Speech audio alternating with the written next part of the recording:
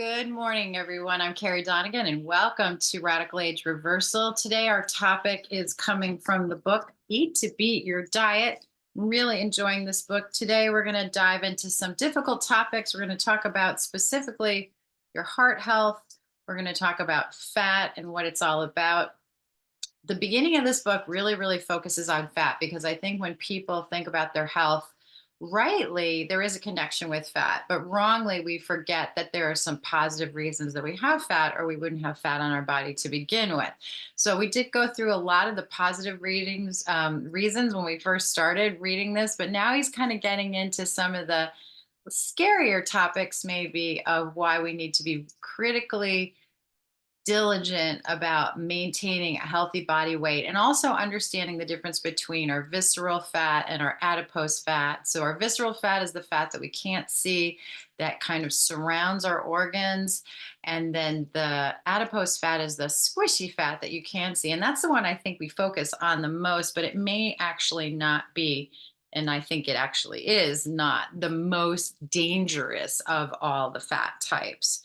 So let's look at page 22. We're going to really focus on the heart today. So I want you to think about your blood pressure. If you don't check your blood pressure from time to time, then I do want you to write this down. You want to create a certain number of intervals for yourself.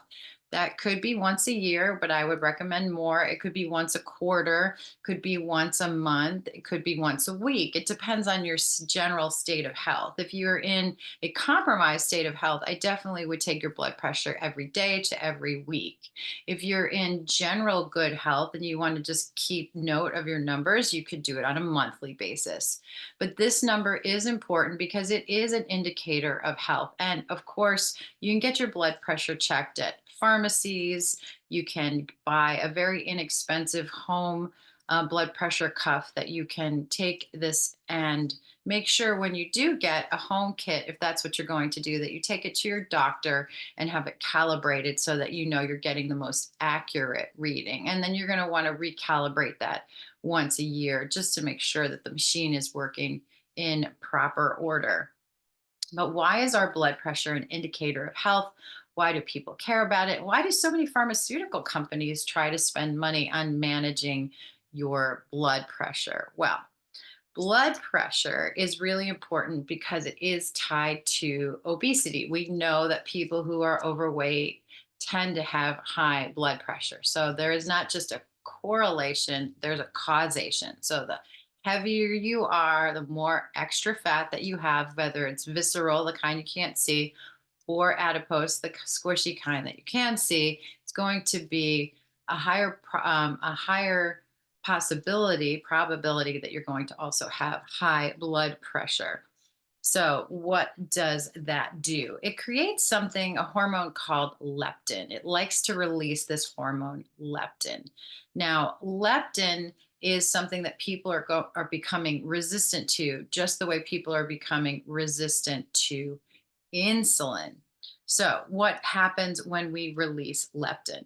When we release leptin, it stimulates our sympathetic nervous system. So, it creates this sense of fight or flight. So, you really don't want to have a lot of leptin in your body being secreted by your fat because it actually makes you feel like you're in danger. And when you feel like you're in danger, a lot of negative things can happen, especially if this becomes a chronic long term thing. The central nervous system, or the sympathetic nervous system, I should say, was created so that you could escape a danger. But you don't want to actually be running from dangers every day at every minute. That's called chronic stress. And chronic stress does lead to higher blood pressure. It leads to heart disease. And we're going to kind of follow the trail with him and talk about why that happens. So he says that leptin is released by your fat. Okay. And this can lead to things like coronary artery disease, stroke, and heart failure. So the leptin stimulates that fight or flight, that really stressful situation, and it increases your blood pressure. Okay, so short amounts of that is fine. Long-term amounts of that is very dangerous. So we don't want that. So why don't we want that? Because what you're going to see is that there's a cascade of events. So, for example, it's going to harm your kidneys. Your kidneys are filtering organs. So they're going to get rid of fluid, number one, which could dehydrate you if you're constantly doing this. And number two, it's going to get rid of toxins, which is a good thing. However, what we see is that um, when you put stress on the kidneys because your sympathetic nervous system is high, what happens is it leads to even higher blood pressure. Okay, so high blood pressure leads to increased kidney function on a chronic level is going to also add to high blood pressure. So you see how those two work in tandem.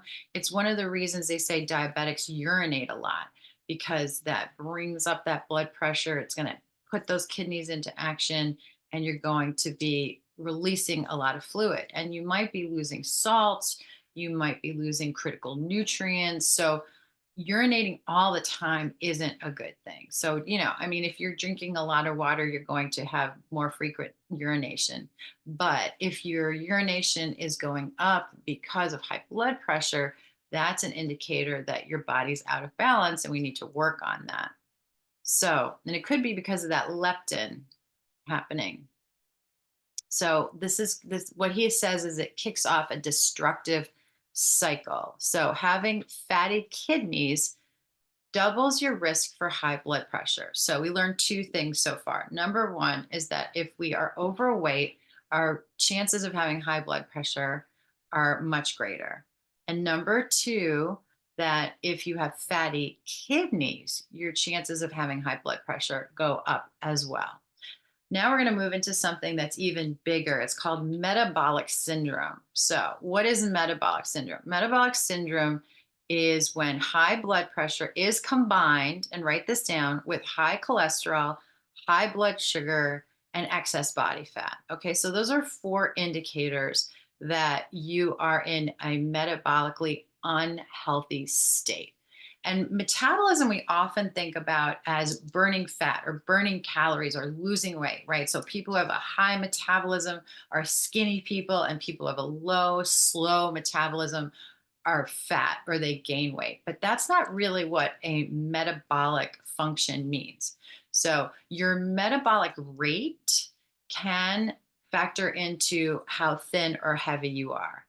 But a metabolic syndrome is about how well all of your body functions are actually running. Okay, so it includes a lot more than just that action of using sugar and burning fat and switching between sugar stores, glycogen stores, and fat stores. Okay, so that's really important for us to kind of rewrite in our minds what a metabolic action is and also what metabolic syndrome is. So, can you remember the four things? Let's go over them one more time. We are looking at high blood pressure, we're looking at high cholesterol, high blood sugar, and excess body fat. Okay.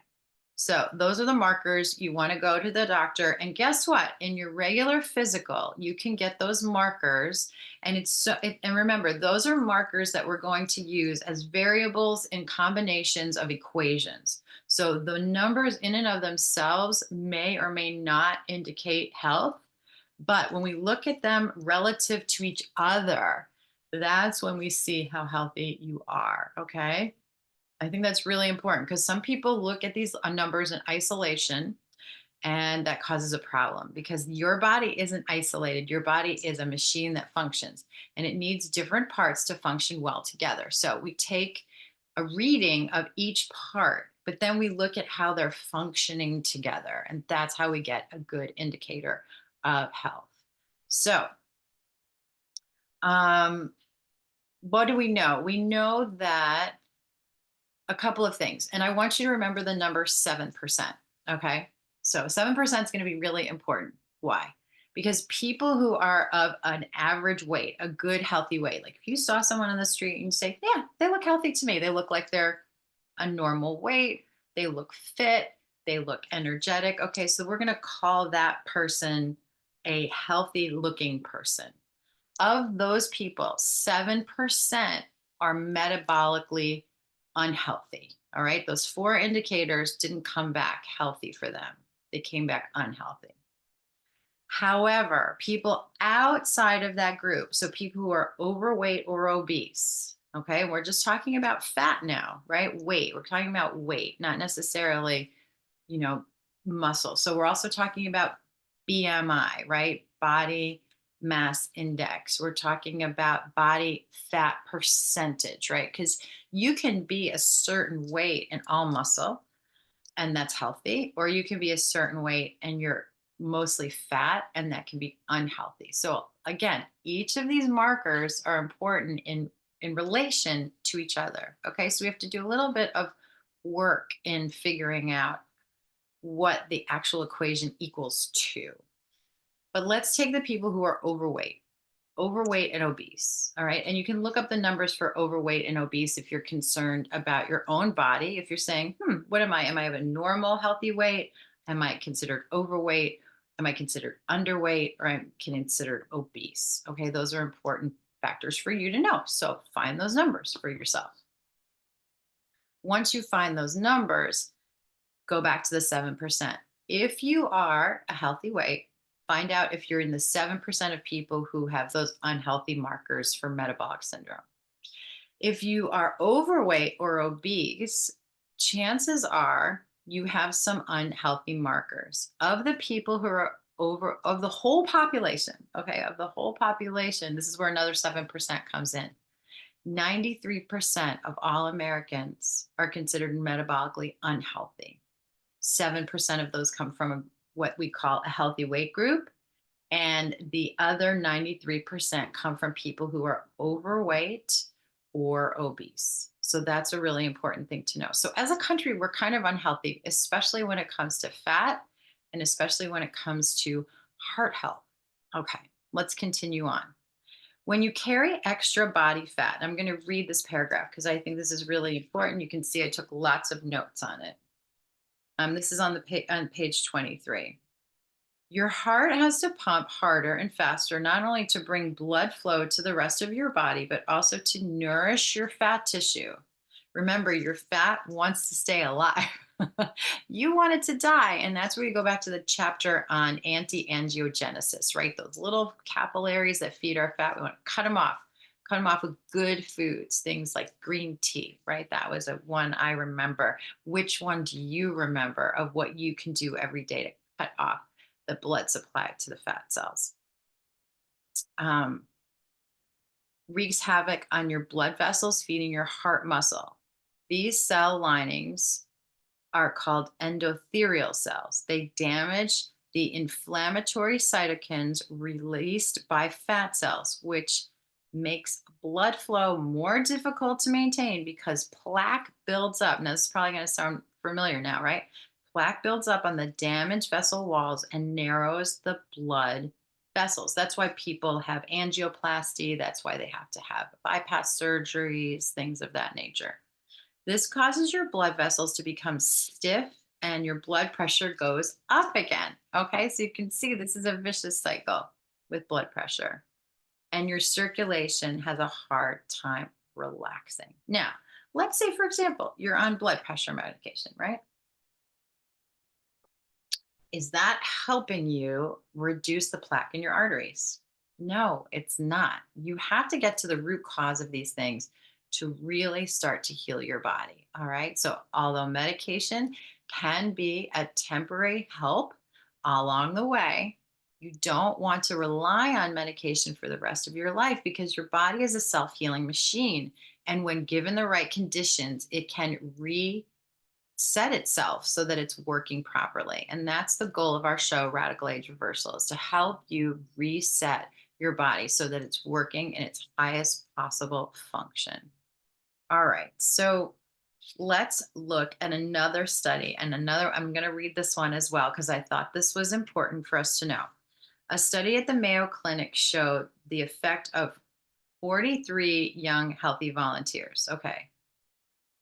So just remember, these are young, healthy people, no health problems whatsoever. So they took a really healthy group of people. They're also of normal body weight. They fed the volunteers 1,000 extra calories. And here's what happened. They gained 9 pounds. So they fed them the calories, they gained the weight, and that increase was about 5%. All right. So they gained 5%. So if you think of like a time in your life where you may have gained weight, or the time of your life when you did gain weight, because none of us start out obese, right? Very few of us are born as overweight babies, even if you have a genetic um, propensity to that. There is something called the fat gene. I actually have it. You can see I am not obese.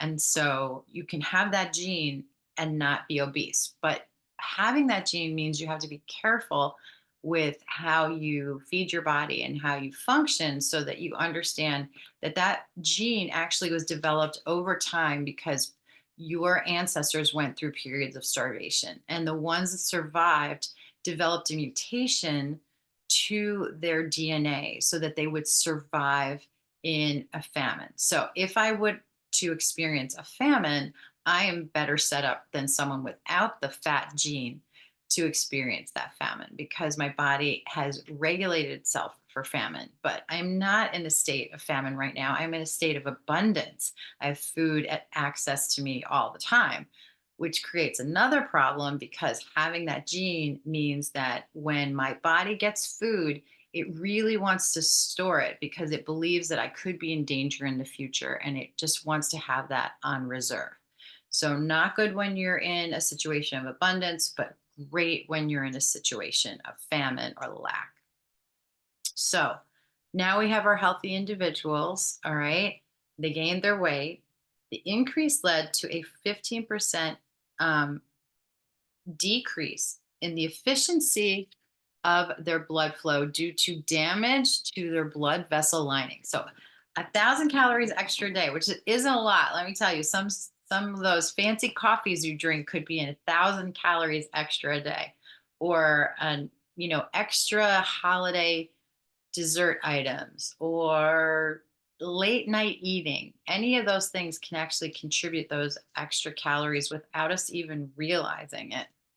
When volunteers lost the weight they had gained, their blood vessels recovered. Okay, so here's the good news. I don't want to leave you on a bad news for too long. So, the bad news is it damaged the blood vessels. The good news is when they lost weight, the vessels repaired themselves. So, should you work on losing weight, or is it hopeless? Did you do the damage and that's it and there's nothing you can do? No, absolutely. You should lose the weight, because when you lose the weight, you're going to see your body repair itself. This shows you how important, he says this shows you how important weight loss can be to reverse internal damage that you can't see in the mirror. Okay. So most of us are focused on what we can see in the mirror. But the truth is, the most important thing for us to focus on is what we can't see, that visceral fat. It's critically important. Okay. Your regenerative defenses will normally come to the rescue and repair your blood vessels, but stem cells you need to fix them are themselves damaged by high blood pressure. Researchers from the University Hospital in Zurich, Switzerland, found that stem cells in people with high blood pressure were 46% less capable of doing their job for regeneration compared to those from healthy individuals whose blood pressure was normal. All right. So we want to keep our blood pressure normal through good living habits. Okay. Just keeping your blood pressure down through medication isn't going to heal the root cause of why this is happening. And it won't necessarily stop things like your fatty kidneys, the plaque around your arteries. Okay. So people who are on blood pressure medication still end up with heart disease. So we have to keep in mind that the drugs alone are not the solution. Lifestyle is going to be your number one solution. And he's telling you in this book exactly what to do. Now, I want to throw out a couple of my favorite heart healthy essential oils. Actually, there are two. One is a Lang Lang. I'm going to say three. One is ylang ylang. And these are oils that I put either internally, take internally a couple of drops a day. You can put them under your tongue, you can put them in a capsule. So my rule is 2 to 4 drops a day. That would be a really great routine to get into. Or because they smell good, I also like to just put them right over my heart. So they're going to be ylang ylang, marjoram, and the Aroma Touch blend. So if you're someone who wants more bang for your buck and you just don't have the time or want to put the effort into using multiple essential oils, go with Aroma Touch. If you want to actually fine tune, do you want to up level your essential oil use? Add the ylang ylang and the marjoram, especially the marjoram. Marjoram is for muscles, and the heart is a muscle. So when we use marjoram in conjunction with heart health, we see really good outcomes. So taking a couple of drops every day in a capsule, if you don't like the taste, or just right in your mouth under your tongue, goes right into your interstitial tissues. It goes right into your blood vessels.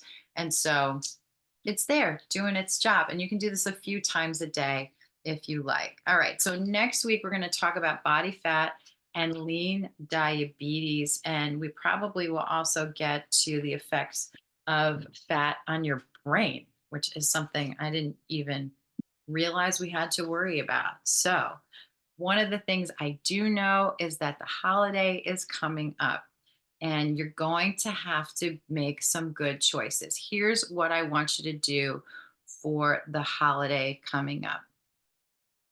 I want you to think about, hold on, I'm looking for some information for you. Give me 1 second. All right. So, one of the things I want you to think about is, what are your 3 favorite things about Thanksgiving? Is there a food you look forward to? Is there some special drink that you like that might have a lot of um, unhealthy aspects to it? So that's what we're looking for. I'm not worried about you if you say the thing that I love most about Thanksgiving is the turkey.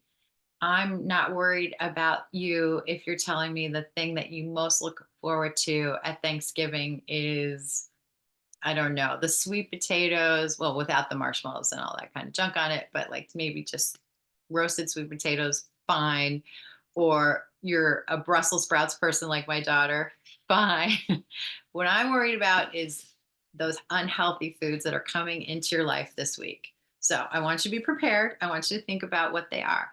I want you to pick 3. And here's the safe area, the safe space, as people like to say nowadays, right? Where's the safe space? Show me the safe space. 3 foods and you get 3 bites. That's it. All right. Because remember, and someone told me this, and I always attribute it to my friend Lorinda, but I talked to her about it. She goes, "No, I don't think I said that." But whoever said this, you can tell me who it's attributed to. The first bite is because you want it. The second bite is because the first bite tasted really good.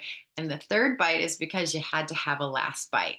So if you can keep within that moderation perimeter, you're going to be absolutely fine when it comes to entering into the holiday season. And remember, make those 3 bites last, so don't do them too fast.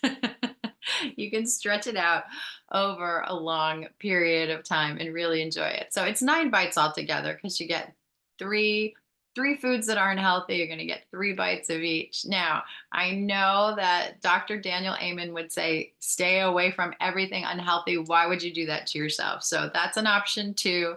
But I think moderation when it comes to the holidays and enjoying your family can be a really good way to look at things as well. All right. Thank you so much for joining me.